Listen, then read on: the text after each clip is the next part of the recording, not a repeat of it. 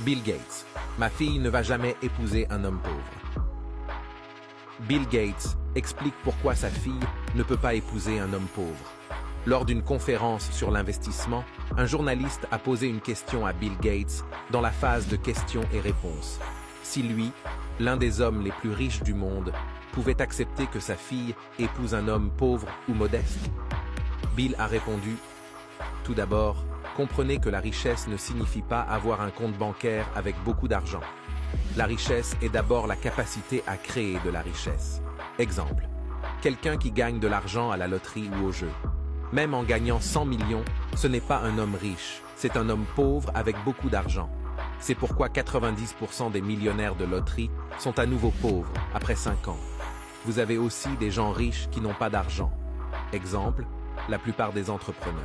Ils sont déjà sur la voie de la richesse, même s'ils n'ont pas d'argent, car ils développent leur intelligence financière et c'est la richesse. En quoi les riches et les pauvres sont-ils différents? Si vous voyez un jeune homme qui décide d'obtenir son diplôme, d'apprendre de nouvelles choses, en essayant continuellement de s'améliorer, sachez que c'est un homme riche.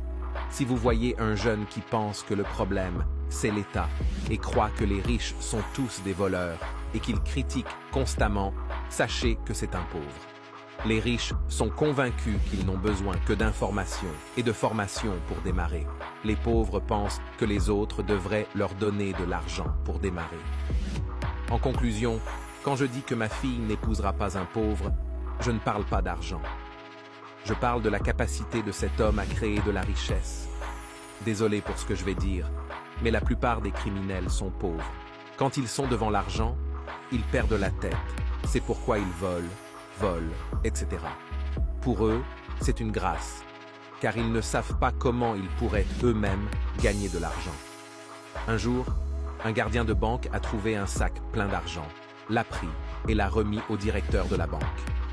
Les gens appelaient cet homme un idiot, mais en réalité, cet homme n'était qu'un homme riche qui n'avait pas d'argent. 1 an plus tard, la banque lui propose un poste de réceptionniste. 3 ans plus tard, il est en charge de la clientèle. Et 10 ans plus tard, il gère la direction régionale de cette banque.